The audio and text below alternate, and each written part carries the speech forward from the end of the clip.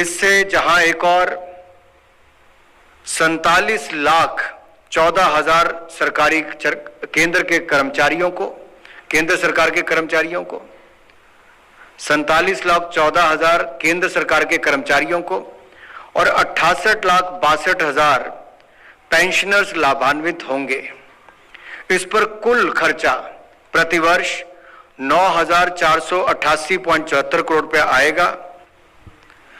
आज इस क्रम में जो निर्णय लिया गया है कि केंद्र सरकार के कर्मचारियों को महंगाई भत्ता और महंगाई राहत की दरों का निर्धारण all India consumer price index for industrial workers में वृद्धि के आधार पर तथा एक स्वीकृत फॉर्मूला के अनुसार किया जाता है। इस वर्ष जुलाई में कर्मचारियों के डीए की 3 बकाया किश्तें हैं, उसकी बहाली को अनुमोदित किया गया था। देय, महंगाई भत्ता और जो पेंशनर्स है उनको महंगाई राहत। प्रधानमंत्री मोदी जी के नेतृत्व में गरीब कल्याण व किसानों को प्राथमिकता देना ये पहले दिन से ही देखने को मिला। हर योजना की नीति के केंद्र में गरीब और किसान हो। और आज भी जो मैं पहला निर्णय आपके बीच में लेकर आया हूं, वो अगर आप पूर्व में भी देखें तो किसानों को सशक्त करने के सतत प्रयास इस सरकार ने किए हैं। चाहे वो एमएसपी में बार बार वृद्धि करने की बात हो, खरीद को दुगनी करने की बात हो, सिंचाई योजनाओं का विस्तार हो, प्रधानमंत्री फसल बीमा योजना में रिकॉर्ड जो फसल के जो क्लेम है वो मिलने की बात हो, या फिर पीएम किसान सम्मान निधि लगभग 12 करोड़ किसानों के खाते में 6,000 रुपये प्रति वर्ष डालने की बात हो। इसी तरह से ही एक सेंट्रल स्कीम जो है हमारी सेंट्रल सेक्टर की, वो मॉडिफाइड इंटरेस्ट सबवेंशन स्कीम है, जहां पर अगर आप देखें तो शॉर्ट टर्म एग्रीकल्चर लोन जो किसानों को मिलता है किसान क्रेडिट कार्ड पर, इस पर 3 लाख रुपए का लोन किसान को मिलता है। 7% इंटरेस्ट देना पड़ता है जो बाकी ब्याज दर से कम होता है। अगर किसान सही समय पर इसका भुगतान करता है तो उसको 3% की इंटरेस्ट सबवेंशन मिलती है, तो किसान को मात्र 4% ही ब्याज देना पड़ता है। अब ये देते कौन है? शेड्यूल कमर्शियल बैंक्स भी देते हैं, आपके आरआरबीज भी देती हैं, रीजनल रूरल बैंक्स, और पैक्स भी देते हैं जो हमारी क्रेडिट सोसाइटीज हैं, और कमर्शियल बैंक तो देते ही हैं, स्मॉल फाइनेंशियल बैंक भी देते हैं। मई 2020 में क्योंकि ब्याज दरें कम थी तो इसलिए लगा कि बैंकों को जो सरकार की ओर से 2% इंटरेस्ट सबवेंशन मिलती है, उसको सहायता मिलती है 2% ब्याज की, वो ना देनी पड़े, क्योंकि उस समय ब्याज की दरें कम थी लगातार। तो 2 साल के लगभग ये बंद रहा। लेकिन जून जुलाई महीने में अगर आप देखेंगे तो दो तीन बार लगातार आरबीआई ने रेपो रेट में बढ़ोतरी की, एक बार 40 पॉइंट की, फिर 50 पॉइंट्स की। तो इसका प्रभाव किसानों को ज्यादा ब्याज देने पर न करना पड़े, या फिर बैंक जो किसानों को 7% पर ब्याज दर पर पैसा देते हैं उन पर बोझ ना पड़े, तो भारत सरकार ने निर्णय लिया है कि 1.5% इंटरेस्ट सबवेंशन अपनी ओर से देगी, और 34,856 करोड़ रुपया इसके लिए हम उपलब्ध करवाएंगे। तो सन 2022-23 जो वित्तीय वर्ष हमारा 2022-23 से हमारे 24-25 तक इसको उपलब्ध करवाया जाएगा, और किसानों को पहले की तरह ही किसान क्रेडिट कार्ड पर 3 लाख रुपए का लोन मिलेगा, 7% ब्याज पर ही मिलेगा, 3% की सबवेंशन किसानों को मिलेगी जो टाइम पर पेमेंट करते हैं, और बैंकों पर इसका दुष्प्रभाव न पड़े उसके 1.5% इंटरेस्ट की सहायता हम लोग अपनी तरफ से करने जा रहे हैं। यही नहीं, इसके अलावा भी अगर आप पहले भी देखें तो केवल किसानों को ही लोन मिलता था, क्रॉप लोन, इसको मछुआरों और पशुपालकों को भी देने का काम नरेंद्र मोदी जी की सरकार ने किया, इसी सरकार ने किया, और ये जो लाभ है अब आगे भी उनको ऐसे ही जारी होता रहेगा, इसमें कोई कमी नहीं आएगी। जो दूसरा निर्णय है, कोविड के समय सबसे बड़ी जिम्मेदारी थी कि कोई भूखा न रहे, तो जहां एक और 80 करोड़ गरीबों को 28 महीने तक 5 किलो अनाज देने का काम हर महीने मोदी सरकार ने किया, तो भारत सरकार ने ये प्रयास, इसके साथ साथ जो प्रधानमंत्री आत्मनिर्भर पैकेज था उसमें अपना पेट भरने के लिए काम करने के लिए, चाहे छोटे उद्योग हों जो बाकियों को रोजगार भी देते हैं या बड़े हों, उनके लिए emergency credit line guarantee scheme लेकर आए।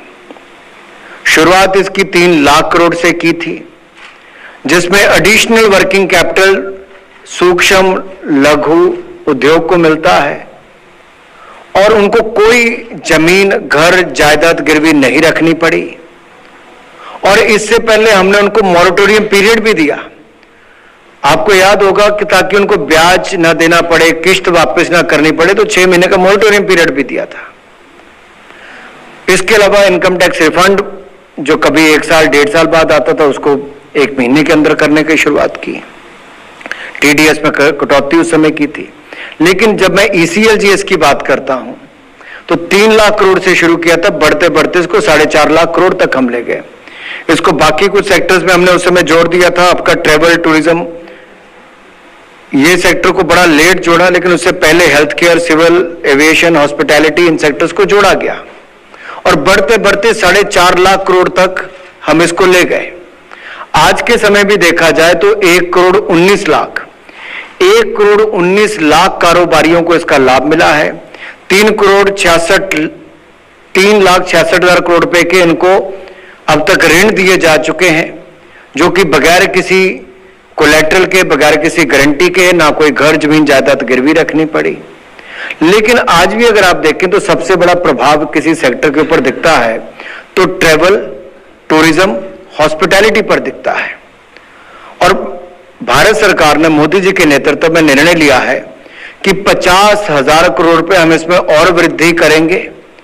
ईसीएलजीएस स्कीम को हम 4.5 लाख करोड़ से बढ़ाकर 5 लाख करोड़ कर देंगे और ये 50,000 crore specific travel, tourism, hospitality sector के लिए रहेगा, जो एक बड़ा रोजगार देने का सेक्टर है। चाहे जम्मू कश्मीर, हिमाचल प्रदेश, उत्तराखंड हो या दक्षिण में केरल हो, पश्चिम में हमारे गुजरात से लेकर नॉर्थ ईस्ट तक हो, बहुत सारे राज्यों में करोड़ों लोगों को कुल मिलाकर रोजगार के अवसर ट्रेवल, टूरिज्म, हॉस्पिटैलिटी से मिलते हैं।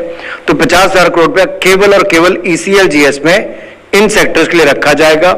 और इसके लिए जो एडिशनल हमें अपनी ओर से गारंटी कवर देना पड़ेगा, वो exclusive additional guarantee cover Bharat सरकार देगी लगभग 7,500 करोड़ रुपए का, ताकि 50,000 करोड़ रुपया ट्रेवल ट्रांसपोर्ट सेक्टर को मिल पाए। अब तीसरा जो मैं विषय लेने जा रहा हूं वो ट्रेडिशनल नॉलेज डिजिटल लाइब्रेरी का है। ये ministry of science and technology से जुड़ा हुआ है। समय समय पर भारतवर्ष के परंपरागत और प्रचलित नॉलेज पर आधारित पेटेंट्स प्राप्त किए जाने के प्रयास किए जाते हैं। और आपको याद होगा अटल जी की सरकार ने उस समय 2001 में इन पेटेंट्स प्राप्त करने के प्रयासों को रोकथाम के लिए 2001 में ट्रेडिशनल नॉलेज डिजिटल लाइब्रेरी की स्थापना की गई थी। और इस लाइब्रेरी में इंडियन सिस्टम्स ऑफ मेडिसिन से संबंधित लगभग 4,24,000 फॉर्मुलेशन एवं प्रैक्टिसेस को संकलित किया गया था। लेकिन इसकी जो एक्सेस था वो उस समय जो 2006 के समय जो सरकार थी उसने इंटरनेशनल पेटेंट ऑफिसेस को तो सुनिश्चित किया कि नई इन्वेंशंस के लिए इन पेटेंट्स पर निर्णय लेने से पहले उनको एक्सेस दिया जा सकता है। और ये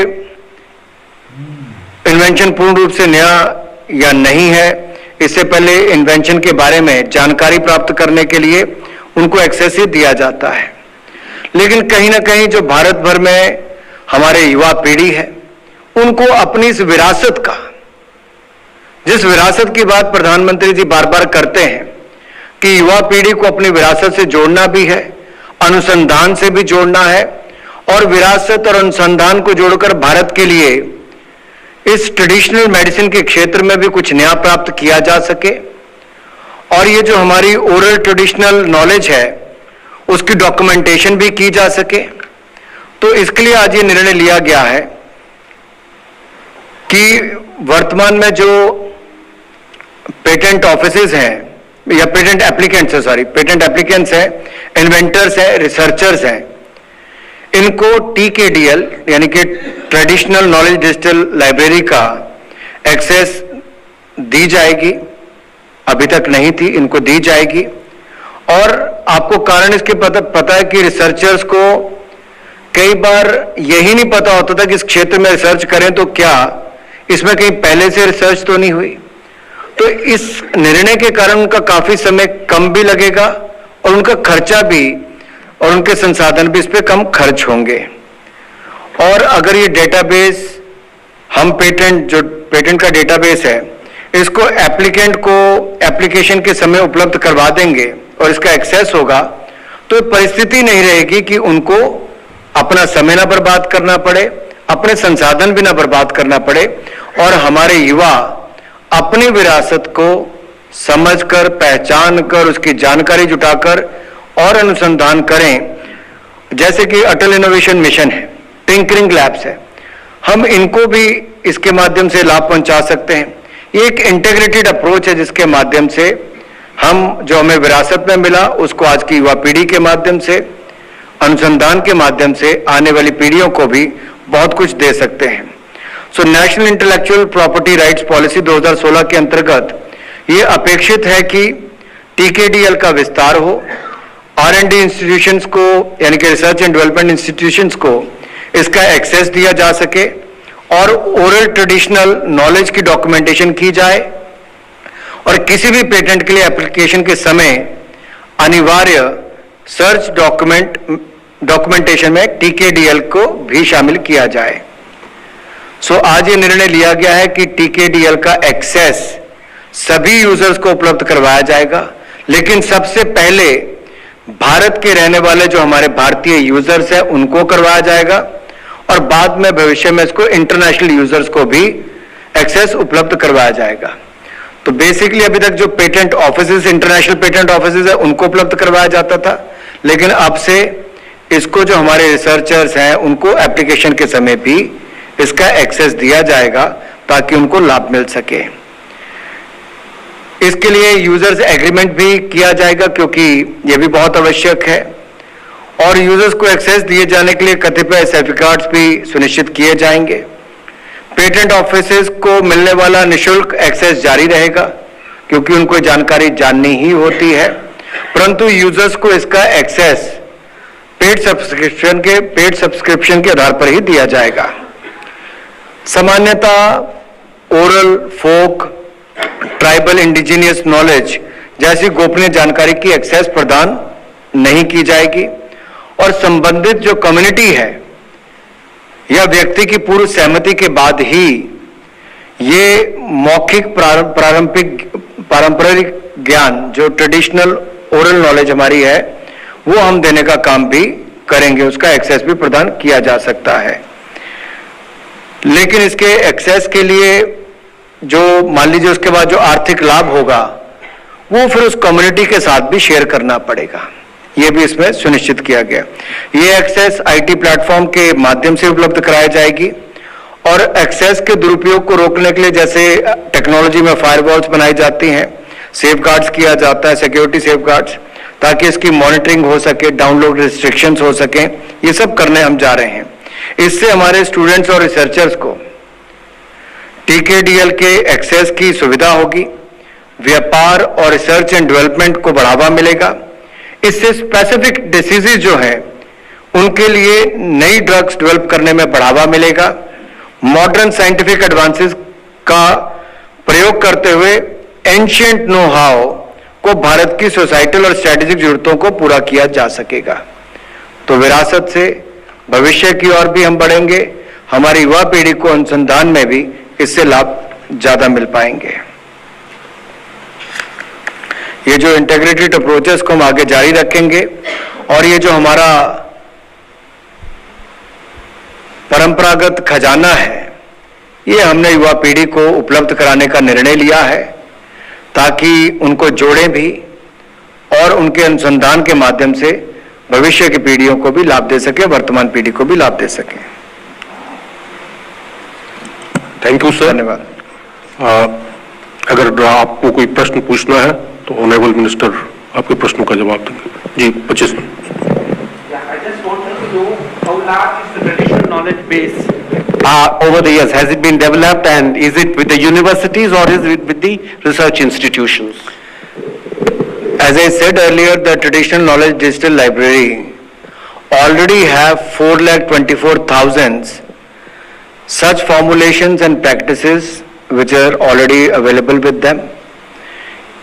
In future also, as I said earlier, oral traditional knowledge that will be formulated as well as documented and will be made available in future, first to the Indians, then to the international users on need basis. Whenever they file any application for any patent or for any research, they will be given the access of the TKDL. And will also ensure that there is no breach. For that, the security safeguards will be taken, will be put in place. Firewalls will be created. It will be documented. Enough monitoring will be done so that everything is safe. Sir, मैं Lakshman Singh NBC आवाज से, जो किसानों के लिए interest subvention scheme में addition किया गया है इसको बढ़ाने का, इससे कुछ अनुमान है कि अभी कितने किसान इससे लाभान्वित हो रहे हैं और क्या नया एडिशन जुड़ सकता है जो डिमांड आया हो, एप्लीकेशन आया हो। दूसरा, जो हमने इमरजेंसी क्रेडिट गारंटी स्कीम का ऐलान किया है 50,000 करोड़ रुपए हॉस्पिटैलिटी एंड रिलेटेड सेक्टर के लिए, तो क्या कोई क्राइटेरिया होगा कितने टर्नओवर वाले कंपनियां इसके लिए एप्लीकेबल होंगी, क्योंकि इसमें तो बड़ी बड़ी कंपनियां भी शामिल होती हैं।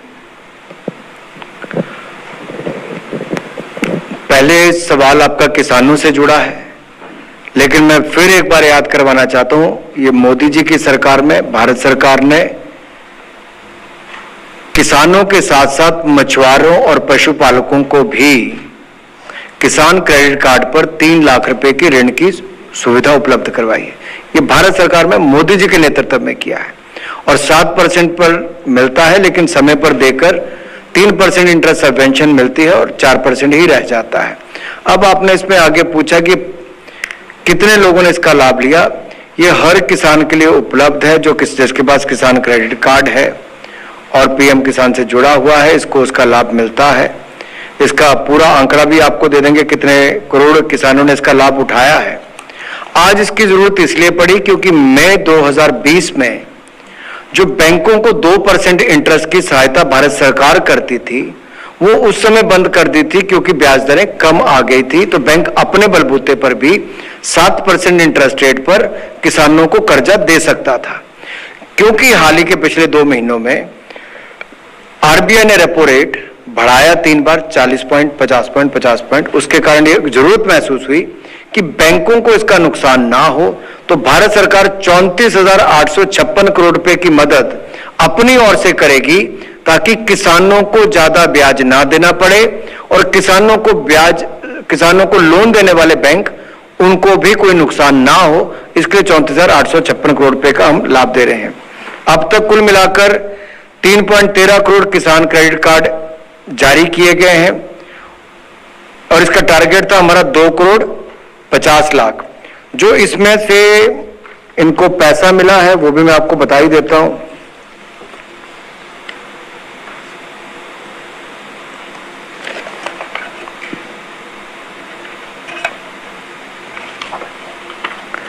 ये 2013-14 में 7,30,000 करोड़ था, जो बढ़कर 16 लाख करोड़ रुपया हुआ है।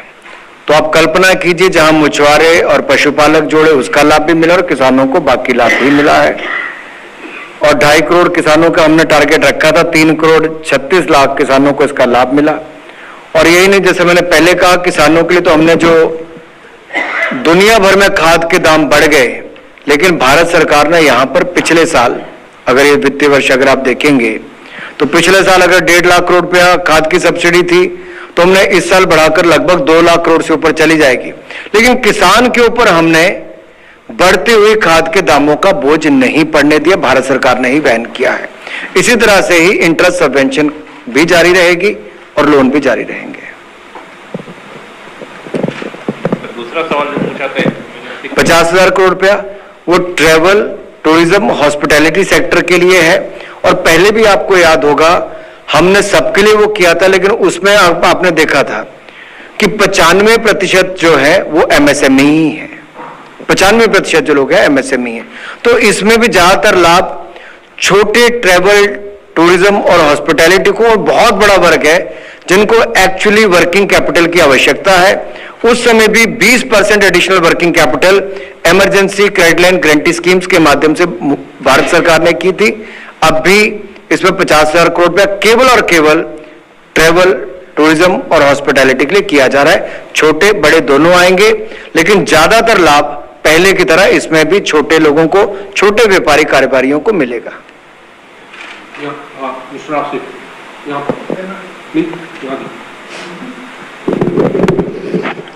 मंत्री जी, मेरा सवाल है कि जो पेटेंट लॉ लाए जो नया, तो इसमें क्या चेंजिंग किया है जिससे फर्क पड़ रहा है?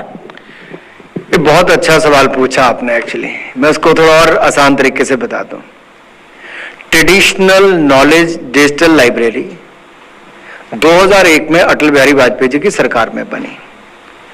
जो हमारी परंपरागत विरासत हमारे पास है, नॉलेज है मेडिसिनल क्षेत्र में, इसके 4,23,000 के लगभग फॉर्मुलेशन और प्रैक्टिसेस को हमने डॉक्यूमेंट करके डिजिटल लाइब्रेरी में रखा। इसका एक्सेस किसको मिलता था? इसका एक्सेस मिलता था इंटरनेशनल पेटेंट ऑफिसेस को। जब कोई पेटेंट के लिए दायर करता था वो चेक करते थे कि यह है कि नहीं है। अब हमने इसको खोल दिया है भारत के रिसर्चर्स को, स्टूडेंट्स को, वैज्ञानिकों को, बाकी सबको, जो भारत के लोग हैं उनको सबसे पहले इसका एक्सेस मिलेगा। इसका लाभ क्या होगा? मान लीजिए आप कोई शोध करना चाहते हैं, आपको जानकारी नहीं होगी कि इस क्षेत्र में पहले शोध हुआ है कि नहीं हुआ। अगर हुआ है तो आप उसका पेटेंट जब अप्लाई करने जाएंगे और वो ट्रेडिशनल डिजिटल नॉलेज लाइब्रेरी में जाके देखेंगे तो किसी के नाम पे वो खड़ा होगा, तो आपका समय और आपके संसाधन उसमें बर्बाद होते हैं, व्यर्थ जाते हैं।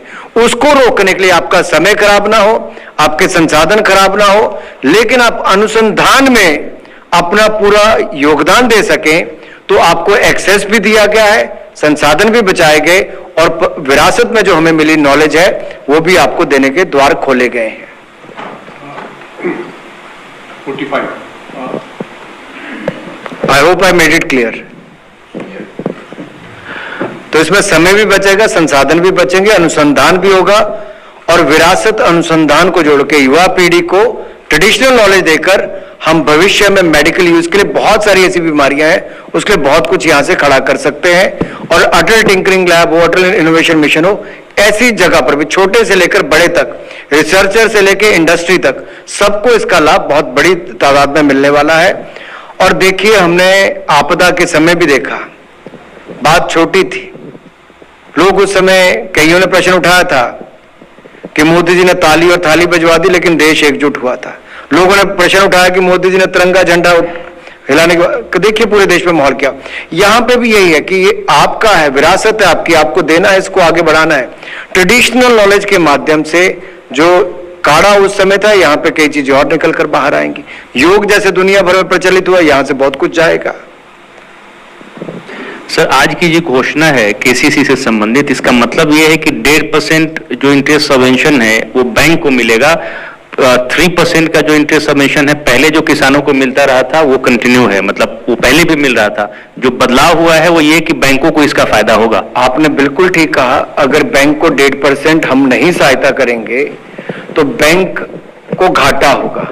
इसीलिए 34,856 करोड़ रुपए हम बैंकों को देंगे, ताकि किसान को मिलने वाले लाखों करोड़ रुपए में कोई कमी ना आए, बैंक वहां पर संकोच ना करे। किसान की पाइपलाइन जो ऋण लेने की है उसमें रुकावट कहीं ना आए, क्योंकि बैंक को अगर ब्याज कहीं पर ज्यादा देकर पैसा मिलता होगा तो शायद कहीं गड़बड़ ना करे। तो इसलिए बैंक की भी सहायता की गई और सीधे तौर पर नहीं, अप्रत्यक्ष तौर पर इस पे किसान की मदद की गई है। Sir, I would like to thank you. कोई नहीं, बहुत धन्यवाद। धन्यवाद सर। आप दोनों का, आप हमारे बीच आए, आप सभी का भी धन्यवाद आज की कैबिनेट ब्रीफिंग में शामिल होने के लिए। जी, thank you.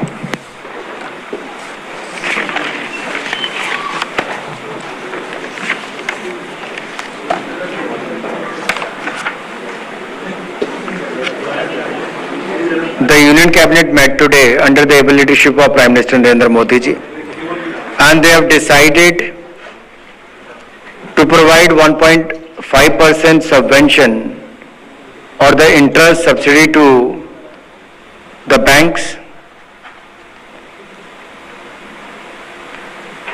If you are aware that the short-term agriculture loan up to rupees 3 lakh rupees is being made available by the scheduled commercial banks, regional rural banks, PACs, and the other small financial banks.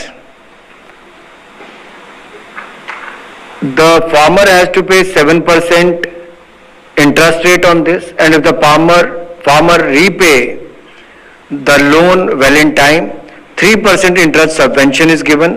Virtually farmer is paying only 4% interest on that. In May 2020, the central government withdrew 2% interest subsidy which the government provides to these banks, so that banks further lend to the farmers at a lower interest rate. We withdrew that in the year 2020, May 2020, but recently we have seen there is an increase in the repo rate from 40 basis point to 50 basis point and then again 50 basis point. The central government has decided to provide 1.5% interest subvention to these banks so that the scheme should continue and our farmers should benefit directly from this. 34,856 crore rupees will be provided by the central government to the banks so that short-term agriculture loan will be provided to the farmers as usual. This is one. Second is during the COVID time, the central government came out with the emergency credit line guarantee scheme. A provision was made to provide 3 lakh crore rupees to the micro, small, medium enterprises and other businessmen in the country. From time to time that has been increased, it went up to 4.5 lakh crore rupee. The industrialist or the businessmen were not supposed to give any collateral or guarantee to get these loans. They got 20% additional working capital without giving any collateral. As of today, 1 crore 19 lakh such small businessmen have taken a loan of 3,66,000 crore rupees so far, and the interest rate is also below 9%, which is less than the average interest rate taken charged by the banks. One sector which was badly hit during the COVID-19 pandemic is travel, tourism and hospitality. So today the government decided, the cabinet decided under the leadership of Prime Minister Modi that 50,000 crore rupees as a special scheme will be brought out under the ECLGS, taking it further to 5 lakh crore rupees. So the total ECLGS will go up to 5 lakh crore rupees. 50,000 crore rupees will be specifically given now to travel, tourism and hospitality sector. For that, excessive additional guarantee will be given, the corpus will be given by the central government, that will be 7,500 crore rupees for this scheme. So who will benefit? The travel, tourism and hospitality sector business houses, small, medium, they will all benefit from this. The interest rate will be less, there will be no collateral guarantee, and this will be made specifically for travel, tourism and hospitality sector from Jammu, Kashmir, Himachal, Uttarakhand to the other parts of the country. Every state, every sector will be covered. And third is the traditional knowledge digital library. Traditional knowledge digital library. It was started way back in 2001 with a huge traditional knowledge of 4,23,000 formulations and such practices documented and kept. Now this has been provided from time to time to the international patent offices to check who owns the patent and all the details. In 2006, the access was restricted only to the international patent offices. The decision today taken is giving the liberty or opening it to all the researchers, students who want to know while filing an application for a patent, the patent access will be given to them, or the access for the traditional knowledge digital library will be given to them, so that they can save their time and money on those items, on those areas where the knowledge is already available, or the patent is already in someone's name, or the research is under someone's name. And the oral traditional knowledge will be documented, which is not documented so far, will also be made available in the future. So this is going to help immensely